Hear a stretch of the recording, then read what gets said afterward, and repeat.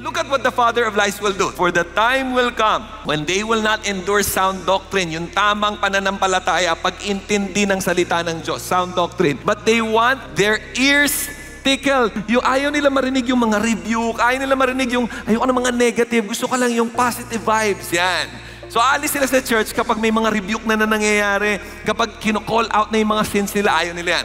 Gusto nila natitikel yung ears nila, and they will accumulate for themselves teachers according to their own desires, and will turn away their ears from the truth, and will turn aside to myths. I'm not just talking about, Christianity in general, pero some of them will choose other belief system na for them, okay itong belief system to. For example, as long as love to, kahit na ayaw sa Bible, love ko eh.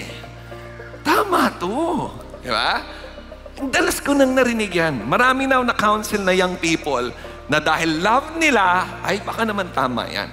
Hindi lahat ng bagay or tao na sa tingin mong mahal mo o nafe-feel mo yung love, ay tama para sa'yo. In fact, some of us, we pursued a relationship na feeling natin tama, pero nasaktan tayo in the end. But we have to understand, not everything that we love is right for us.